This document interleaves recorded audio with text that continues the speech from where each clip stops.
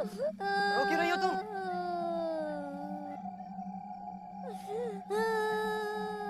क्या हुआ तुम्हें?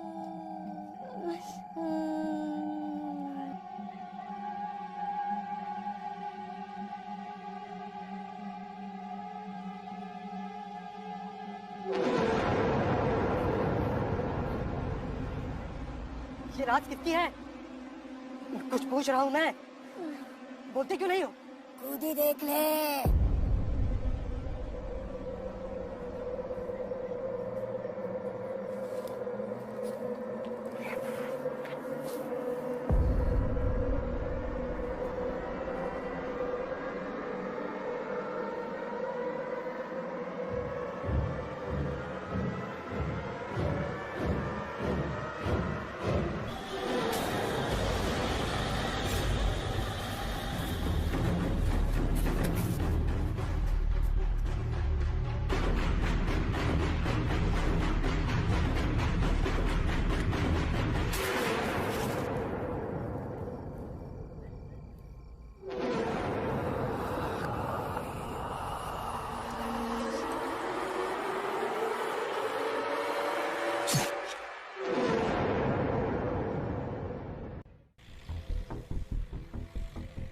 रविश की डेड बॉडी जंगल के बीच में मिली थी और रिपोर्ट के हिसाब से उसकी बॉडी पे किसी शार्प वेपन के निशान थे, लेकिन आसपास कोई मर्डर वेपन नहीं मिला। और ऐसे केसेस इस गांव में काफी टाइम से रिपीट हो रहा है, लेकिन अभी तक कोई लीड नहीं मिली है। तुम्हें क्या लगता है? अब जो भी लगेगा इन्वेस्टिगेशन के बाद ही लगेगा।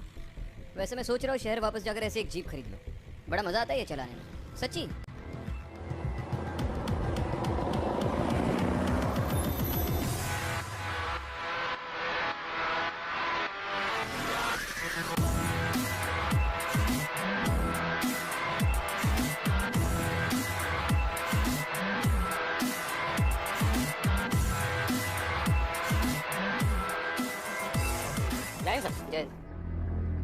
कितने बजे के करीब की बात होगी? सर रात तकरीबन 2-3 बजे के आसपास की बात लग रही है। जंगल में इतनी रात को इस रास्ते पर कोई नहीं आता सर।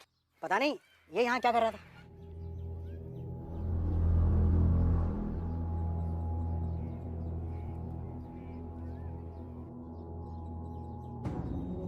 यहाँ से कुछ मिला था? नहीं मैडम, यहाँ से तो कुछ नहीं मिला था। रॉबरी या आपसी दुश्मनी कुछ भी? नहीं सर, ऐसा कुछ तो दिखाई नहीं पड़ रहा, क्योंकि उसका पर्स और बाकी सब सामान उसके जेब में ही था। एक काम करते, सबसे पहले रविश के घर से छानबीन शुरू करते। ठीक है।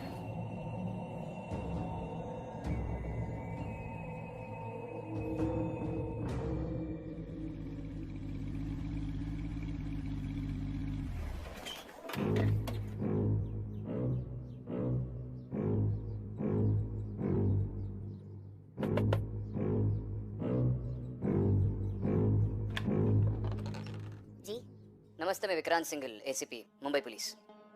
आपसे रविश की मौत के बारे में थोड़ी बात करनी है। जी साहब, आइए। आपके लिए मैं पानी। जी नहीं, ठीक है, आप बैठिए ना, बस थोड़ी देर बात करनी है। जी। उस घटना के बारे में जरा बताइए प्लीज। कभी सोचा नहीं था कि अपने बेटे की मौत देखनी पड़ेगी इस जीवन में। देखिए, हम आपका दुख समझ सकते हैं, लेकिन आप हमें रविश के बारे में जितना बताएंगी हम आपकी उतनी मदद कर पाएंगे। बहुत खुश रहता था हमारा रविश। उसकी ना ही किसी से कोई दुश्मनी थी और ना ही कोई मनमुटाव। जिस दिन उसके साथ ये हादसा हुआ, उसकी मौत हुई, वो रात को इतनी देर रात तक जंगल में क्या कर रहा था, कहाँ से आ रहा था? साहब, उसकी बींदनी, मेरी बहू कजरी पेट से थी, तो वो दाई के घर से आ रहा था। रात के जब 11 बजे तक घर वापस नहीं आया तो मैंने उसे कई बार फोन किया, लेकिन उसका फोन बंद आ रहा था, कुछ पता नहीं चला। दाई के घर गया था, मतलब आपके गांव में कोई अस्पताल नहीं है? अस्पताल तो बड़े लोगों के चोचले होते हैं ना साहब, हमारे यहाँ तो दाई ही बच्चा कर देती है।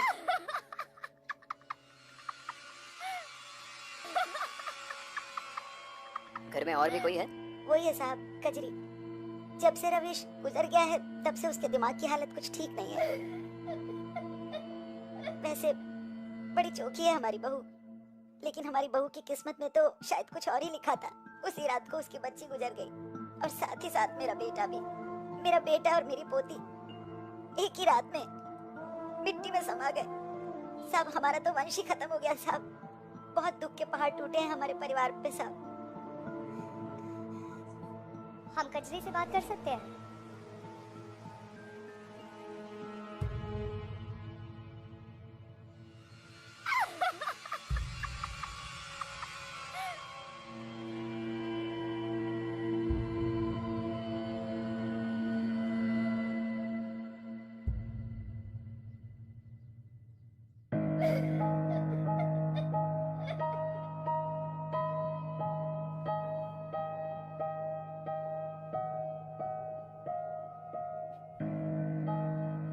कजरी, हम लोग पुलिस हैं। मुझे दुख है कि तुमने एक ही रात में अपने पति और बच्चे दोनों को खो दिया। अगर तुम चाहती हो कि जो तुम्हारे साथ हुआ वो किसी और के साथ ना हो, तो प्लीज हमारी मदद करो। तुम पूरी बात बताओ, उस दिन क्या हुआ था।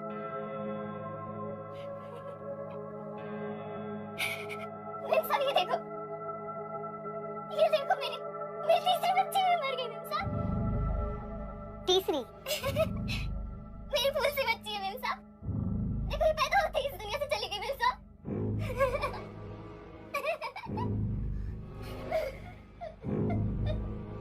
अदिति,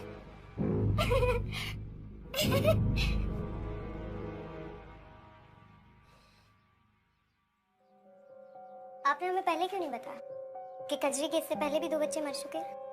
जी वो 2 कमजोरी से मर गई थी और ये तो मरी हुई पैदा हुई। कमजोरी से? ठीक है, आप हमें उस दाई का एड्रेस दे दीजिए, हम उन्हीं से पता करेंगे। रविश रात 12 बजे यहाँ से निकला। उस वक्त हमने सुना कि उसकी बच्ची मरी हुई पैदा हुई थी। हाँ, कजरी की बच्ची बहुत ही कमजोर थी। मैंने बहुत कोशिश की लेकिन कोई फायदा नहीं हुआ। इस बात से रविश को काफी सदमा पहुंचा होगा। उसका रवैया कैसा था? बहुत ही सीधा साधा आदमी था। 9 महीने अपनी बीवी की बहुत सेवा की, खाना पीना घर का काम सब में मदद करता था। लेकिन जब उसे पता चला तो बहुत दुखी हो गया। मैंने उसे घर भेज दिया। बच्ची की मौत का कारण क्या था? बहुत कमजोर थी बच्ची। मैंने उसमें जान डालने की बहुत कोशिश की लेकिन ऊपर वाले की इच्छा क्या की किसका क्या चलता है।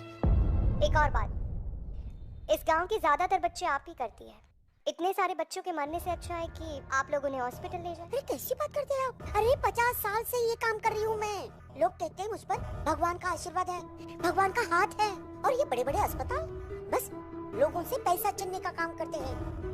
किसी से भी पूछ लो, मैं कभी भी अपने काम में लापरवाही नहीं करती। अब ऊपर वाले की ही मर्जी नहीं है तो मैं क्या करती। ठीक है, दोबारा जरूरत पड़ी तो आएंगे।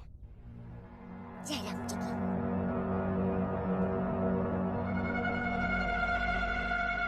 ये गांव बहुत पिछड़ा हुआ है। आज भी गांव में लोग हॉस्पिटल की जगह दाई के पास जाते हैं। वहाँ जंगल में रविश मर गया और यहाँ पर उसकी बच्ची मर गई उसी रात। तुम्हें इन दोनों डेथ्स में कोई ताल्लुक लग रहा है? ताल्लुक हो सकता है, लेकिन जंगल में बाकी डेड बॉडीज भी तो इसी तरह से मिली है। उन सारी डेथ्स में और रविश के डेथ में तो ताल्लुक है ही, लेकिन एक बात तो तय है, इस बच्ची की मौत कमजोरी की वजह से नहीं हुई। हमें सारे केसेस में कॉमन लिंक ढूंढनी चाहिए।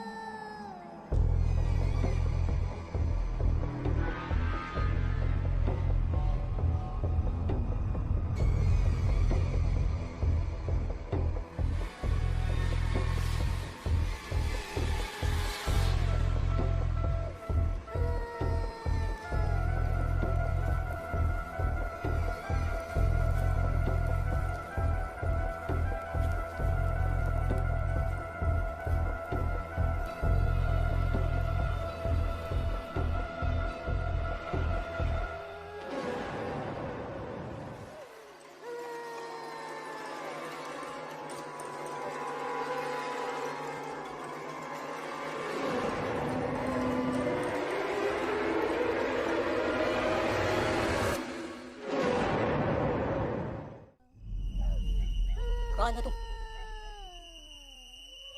यहाँ क्या कर रही हो इस वक्त?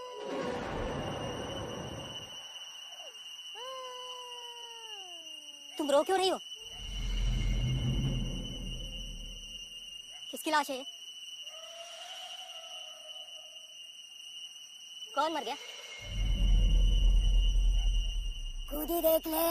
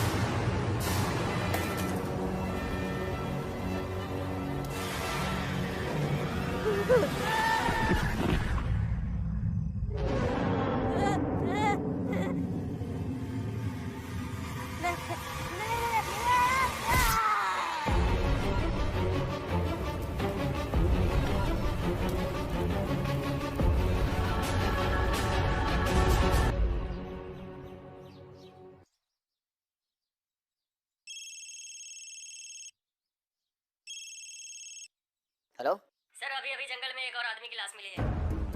क्या? ठीक है, वहीं पर रुको, हम आ रहे हैं। क्या हुआ? जंगल में अभी भी किसी आदमी की लाश मिली है, चलो।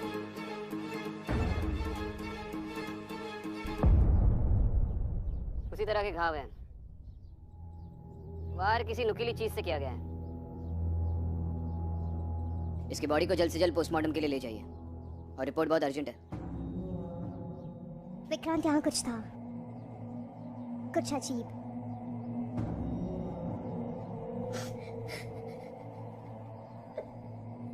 ये कौन है? सर, इन्होंने बॉडी को आइडेंटिफाई किया है। इनका कहना है कि मरने वाला इनका भाई सुनीत है। नाम क्या है आपका? बरखा। भाई था ये आपका?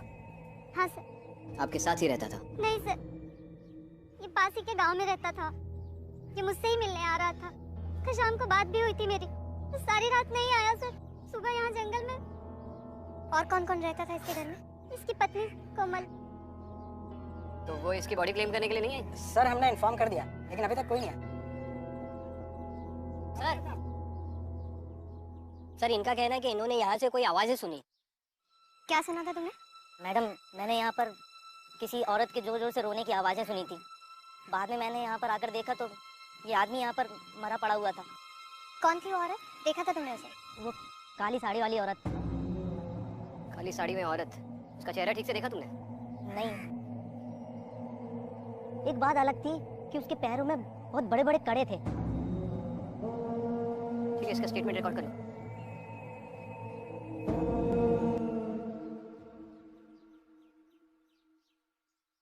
अब तक ये सारे लोग मरे हुए पाए गए उस जंगल में। दीपक, सुनित, रविश और कई भी सारे लोग हैं। सबके घाव एक ही तरीके के हैं, सबकी मौत एक ही तरीके से हुई है। उस गांव वाले का कहना था कि उसने एक औरत की रोने की आवाज़ सुनी और औरत ने काले कपड़े पहने हुए थे। आप में से किसी ने या किसी और गांव वाले ने कभी कोई काले कपड़े पहने हुई औरत देखी है आसपास? काले कपड़े में तो गांव के बाहर बहुत सारी औरतें हैं। प्रवासियां कहते हैं उन्हें। रुआसिया? जी मैडम, जो लोगों की मैयत में रोने का काम करती है। रोने का काम? जी मैडम, गांव के बाहर इनकी बस्ती है। विक्रांत, मैं एक बार उस बस्ती में जाके पूछताछ कर लेती हूँ। ठीक है, और मैं सुनित की बीवी से जाकर मिलता हूँ, जो इन्फॉर्म करने के बावजूद नहीं आई। बस्ती कहाँ है पता है ना?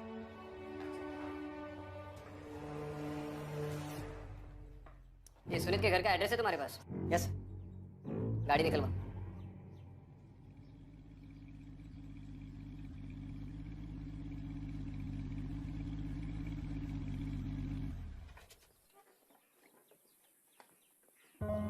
सुनिए, अरे सुनिए आप,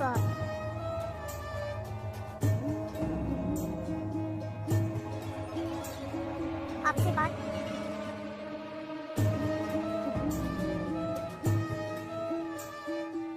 सोनिए, काम करो, तुम इस तरफ पूछताछ करो, मैं इस तरफ देखती हूँ।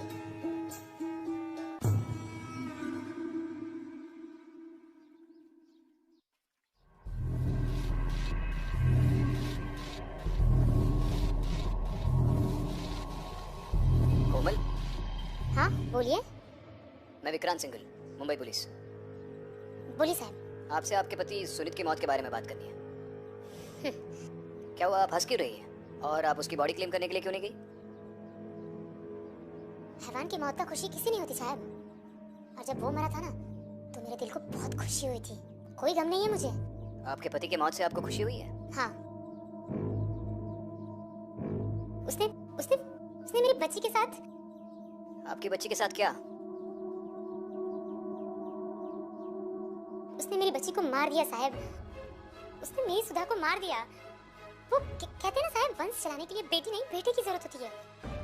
वही किया उसने। बहुत गिड़गिड़ाई मैं उसके सामने, बहुत हाथ जोड़ी, मत कर ऐसा, पर नहीं माना। एक दिन मैं किसी काम से बाहर गई थी, घर आई तो देखा कि सुधा उठ नहीं रही है। बोलता है मर गई सुधा। मार दिया मेरी सुधा को। लेकिन ये बात आपने जाकर पुलिस में नहीं बताई? क्या बताऊं सर साहब, पुलिस में कौन सुनता है? पुलिस वाले तो यही बोलते हैं कि तुम्हारे घर का मामला है, तुम सुलझाओ। किससे बताऊं, कौन सुनता है हमारी? इसलिए उसके मरने का कोई अफसोस नहीं है। हम उसे खंदा मिला, वही बहुत बड़ी बात है उसके लिए। और कुछ पूछना है आपको?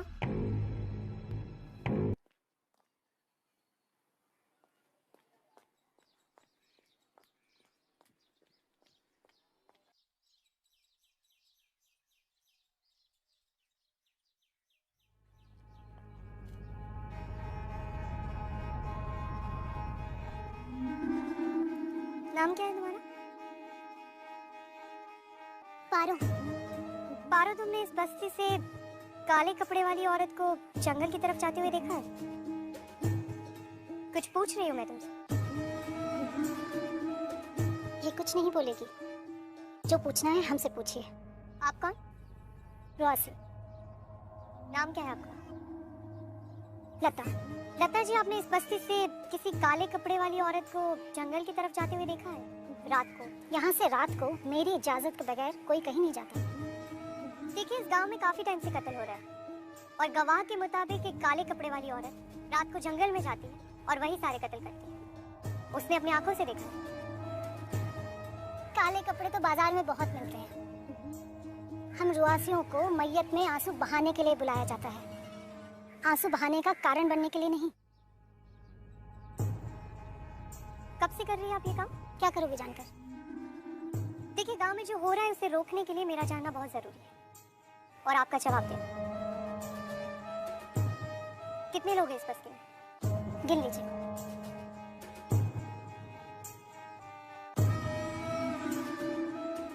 लता जी, आपके परिवार में या इस बस्ती में कभी किसी के साथ कोई घटना हुई थी या किसी के साथ कुछ गलत हुआ हो? होता भी तो हम बाहर वालों को नहीं बताते, पर हैरानी हुई कि हम जैसों को कोई तो पूछने आया। वैसे भी मैयत के सिवा हम जैसों को कौन याद करता है? ठीक है, मैं चलती हूँ। अगर आपको कोई मदद चाहिए तो आप मुझे बता सकती हैं। मदद की जरूरत गांव वालों को है, हमें नहीं।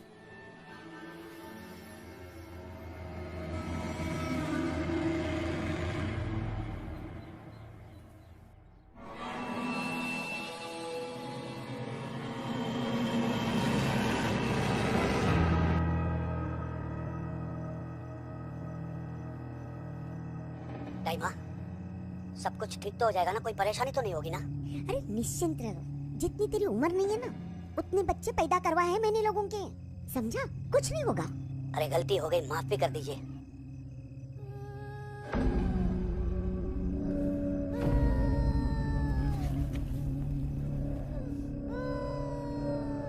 टाइमा, किसी औरत के रोने की आवाज है। चल जल्दी जल्दी निकल, जल्दी निकल। संभल के। टाइमा, ये तो मेरी मोटरसाइकिल है। ये देखिए, चाबी भी मेरे पास है। लाइट कैसे चल रही? मुझे समझ में नहीं आता। चल कर देखते हैं।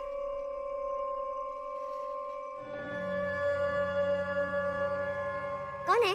कौन है वहां पर?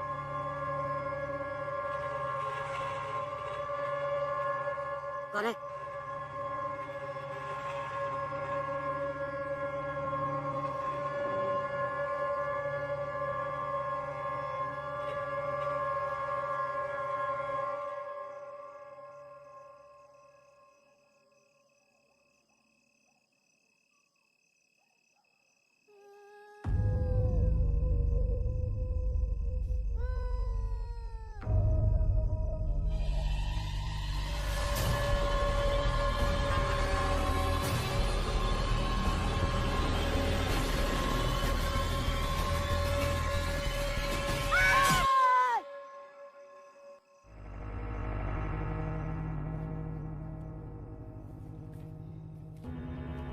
कांस्टेबल्स का कहना है कि हाल ही में इस बस्ती से किसी ने कंप्लेंट नहीं लिखवाई है। ये सारे के सारे पुराने केस फाइल्स हैं। सबसे लेटेस्ट केस जो अब तक मैंने देखा है उससे भी 5 साल से ऊपर हो गया। ये देखो, ये एक केस है 20 साल पुराना। रूपा नाम की कोई रुआसी थी जिसने यहाँ के लोकल जमींदार नरेंद्र सिंह की हत्या कर दी। और जब पुलिस उसे गाड़ी से बस्ती के बाहर जेल ले जा रही थी तभी गांव वालों ने गाड़ी को रोककर रूपा की हत्या कर दी। उसका शरीर पूरी तरह से काट दिया गया था। और बॉडी को आइडेंटिफाई किसने किया था?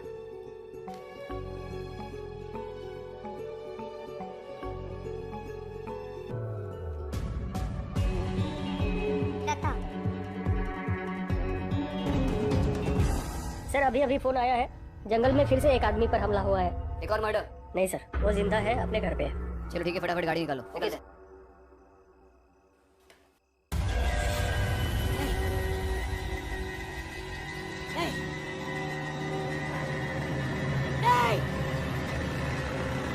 मारो मुझे। नहीं, नहीं, नहीं, नहीं।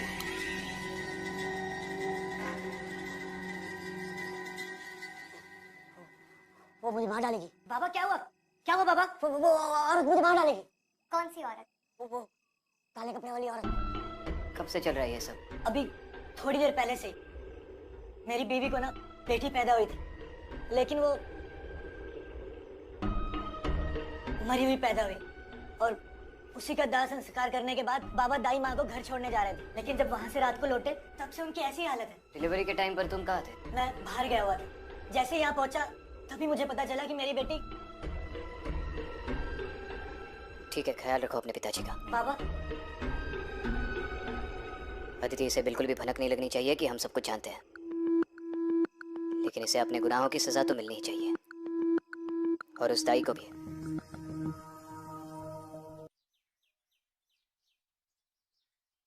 कब हुआ ये सब? कल रात की बात है। बच्चा करवा के हम वापस आ रहे थे, अचानक हम पर हमला हुआ। किसने किया हमला? एक काली साड़ी वाली औरत थी, उसने किया। और उस बच्ची का क्या हुआ जहाँ आप गई थी? वो मरी हुई पैदा हुई। मरी हुई पैदा हुई? दाई माँ, आपके हाथों लड़कियां हमेशा मरी हुई क्यों पैदा होती है? क्या मतलब? मतलब रवीश की तीनों लड़कियां थी, तीनों मरी हुई, और कल रात को ये भी। अब तक कितनी लड़कियों की हत्या की है आपने? आप एक कैसी बात कर रहे हो? बात तो अब आपके साथ जेल में जाके होगी। देखिए दाई माँ, ये तो आप भी अच्छी तरह से जानती है कि झूठ बोलने से कोई फायदा नहीं होगा। साहब मुझे माफ कर दीजिए, मुझे माफ कर दीजिए, मुझसे गलती हो गई। मैंने किसी को नहीं मारा, मारते तो बच्चों के घर वाले ही थे। उन्हें मैं सब बोल देती थी कि बच्ची मरी हुई पैदा हुई है। सब रवीश ने उसके 3 बच्चों को मार डाला। और संतोष ने? संतोष ने उसकी पोती को मार डाला। वो चाहता था उसको पोता हो जाए। साहब मुझे बचा लो, साहब मैंने कोई गलती नहीं की, मुझे बचा लो साहब, बचा। जरूर, फिक्र चाहिए इन्हें। साहब मैंने कोई गलती नहीं की, मुझे साहब मुझे बचा लो, साहब मुझे बचा लो। इसका मतलब है वही लोग मरते हैं जो अपनी बच्चियों को मारते हैं। ये सब क्यों मर रहे हैं ये तो समझ में आ गया, बस पता ये लगाना है कि ये सब कर कौन रहा है। ये बात तो उस बस्ती की हिस्ट्री जानने के बाद ही पता चलेगी। पर जो भी है, मुझे लगता है कि पारो का इन सब से कोई ना कोई ताल्लुक जरूर है।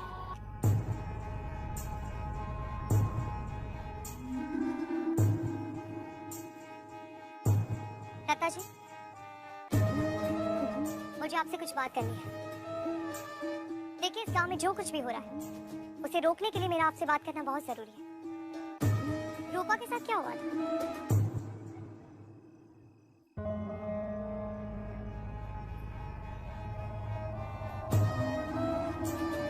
मुझे नहीं मालूम। पिछली बार भी आपने मुझसे जिस तरह से बात की थी उसी से मैं जान गई थी कि आप बहुत कुछ जानती हैं। रूपा की बॉडी आप ही ने आइडेंटिफाई की थी ना? देखिए, अभी तो मैं आपके साथ बहुत प्यार से बात कर रही हूँ। पुलिस की तरह बर्ताव करने के लिए मुझे मजबूर मत कीजिए। बताइए, क्या जानती है?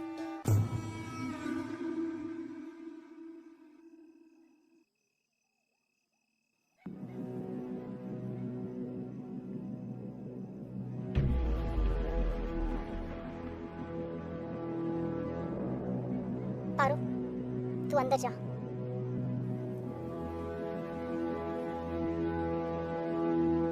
बताइए। रूपा मेरी बहन थी। नरेंद्र सिंह नाम का एक जमींदार था। उसकी कोई औलाद नहीं थी और वो अपने वंश को आगे बढ़ाना चाहता था। नरेंद्र सिंह ने रूपा को देखा और फिर उसने अपने जाल में रूपा को फंसा लिया। फिर रूपा गर्भ से हो गई। वो कहता था कि उसको बहुत अच्छे से देखभाल करेगा। हमने इस बात को घर से बाहर नहीं जाने दिया और हमें भी लगता था कि शायद रूपा की जिंदगी बदल जाए। फिर रूपा को बेटी हुई।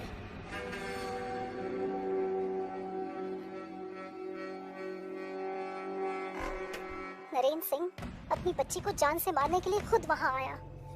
कहाँ लेके जा रहे हो मेरी बच्ची को? मेरी बेटी को मतलब नहीं, मेरी बेटी को छोड़ो। मेरी बेटी। रूपा रोई, गिड़गिड़ाई, चिल्लाई, पर उसने उसकी एक नहीं सुनी और उस बच्ची को जमीन में जिंदा गाड़ दिया।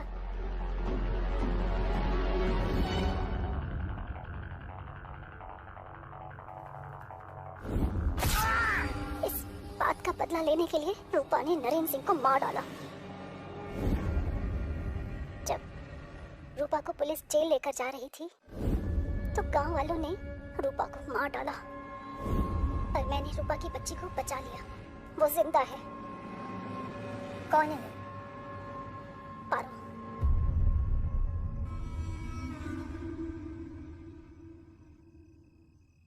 पारो रूपा की बेटी? हाँ। जब नरेंद्र सिंह ने अपनी बच्ची को जमीन में जिंदा गाड़ दिया तब मैं वहां किसी तरह पहुंची और उस बच्ची को बचाकर इस गांव से बहुत दूर लेकर चली गई। उसे वहीं पाला पोसा और सबको यही बताया कि ये मेरी बच्ची है।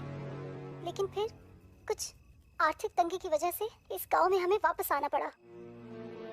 लेकिन रूपा को अभी भी यही लगता है कि उसकी बेटी मर चुकी है, इसीलिए वो लोगों को मार रही है।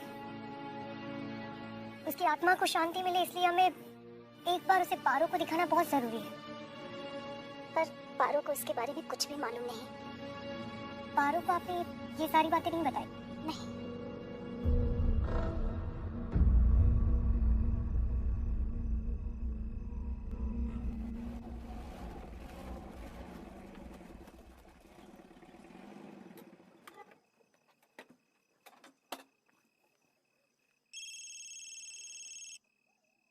आदित्य, कोई लीड मिला? विक्रांत, वो काले कपड़े वाली औरत का पता चल गया। वो रूपा की आत्मा ही है, वही सबको मार रही है। वो नरेंद्र नाम के लड़के से प्यार करती थी। उन दोनों की एक लड़की हुई, लेकिन नरेंद्र को लड़का चाहिए था और उसने उस बच्ची को मार दिया? हाँ भी और ना भी। मतलब? जो गलतफहमी अभी तुम्हें हुई, उसी गलतफहमी में रूपा भी है। लता ने मुझे बताया कि नरेंद्र ने अपनी बेटी को जिंदा गाड़ दिया था, लेकिन उसके जाने के बाद लता वहाँ पहुंची और उसने उसको बचा लिया। वो अभी जिंदा है और वही पारो। और जब तक ये पारो रूपा के सामने नहीं आती तब तक ये सिलसिला चलता रहेगा। एग्जैक्टली। इसका मतलब वो संतोष को भी मारने की कोशिश कर सकती है। मैं अभी संतोष के घर पर ही आया हूँ उससे बात करने। तुम एक काम करो कि जल्द से जल्द पारो को लेकर यहाँ पर संतोष के घर पे ही आ जाओ। ओके।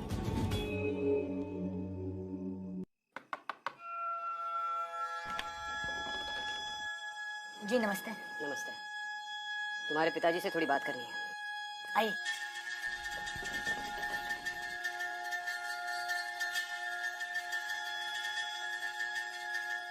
क्या बात है, अभी भी डर लग रहा है कि वो औरत आकर आपको मार देगी? हाँ साहब, वो आएगी, वो जरूर मुझे मार डालेगी, जिंदा नहीं छोड़ेगी साहब। तो फिर संतोष जी बैठे बैठे ये भी क्यों नहीं सोच लेते कि आखिर वो औरत आपको क्यों मारना चाहती है? मतलब ऐसा क्या किया आपने कल रात को जिस वजह से उस औरत ने आप पे हमला किया? साहब हमने कुछ नहीं किया था। हम वो जंगल के रास्ते से आ रहे थे, बस अचानक कहाँ से वो सामने आ गई और हमारा ये हाल कर दिया। वो तो चाहती थी कि हम जान से मरे।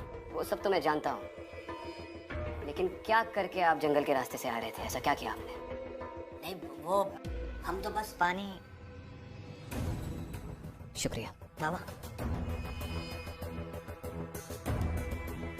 खून, खून क्या हुआ बाबा? सब मत पीजिए, खून है इसमें। अरे खून खून पिला रहा है तू। मत पीजिए साहब, मत पीजिए। किसका खून नजर आ रहा है आपको इस पानी में?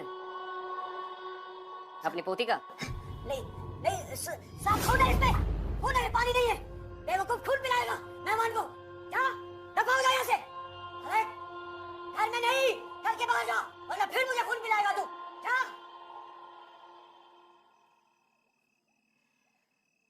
संतोष जी, तुम्हारी दाई माँ तो हवालात में चली गई और तुम भी अच्छी तरह से जानते हो कि मैं किस बारे में बात कर रहा हूँ। सर यकीन मानिए, मैंने किसी को नहीं मारा। संतोष, देख तेरी उम्र का लिहाज कर रहा हूँ, वरना तुझे इतना मारता कि दुनिया भर बेटी बचाओ का नारा लगाता फिरता। अपने पोती को मारा तूने। नहीं,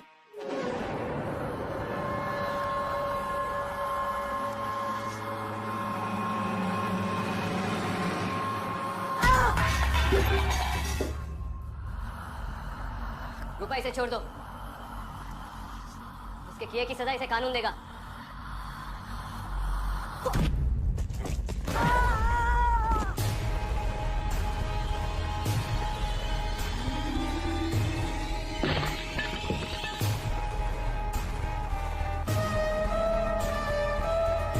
और रही तुम्हारी बेटी की बात, तो वो अभी भी जिंदा है।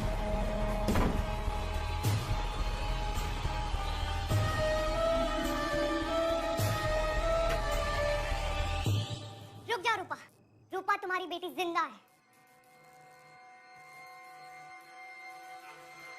तुम्हें गलतफहमी हुई है। नरेंद्र ने तुम्हारी बेटी को जिंदा गाड़ दिया था, लेकिन तुम्हारी बहन ने उसे बचा लिया था, और वो यही है तुम्हारे सामने। यही है तुम्हारी बेटी पारो।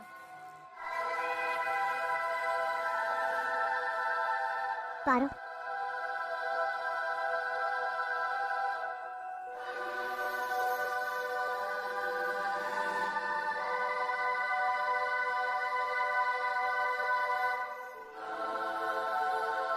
माँ,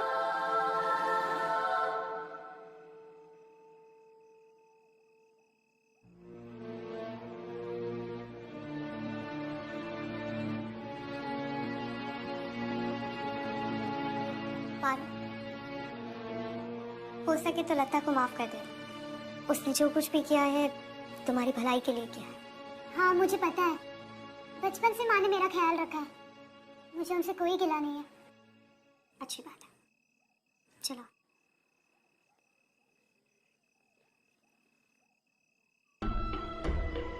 वो औरत मुझे मार डाली।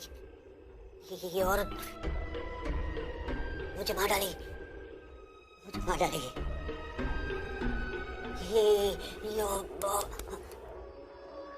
चली गई।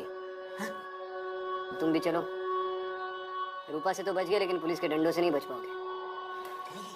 चल।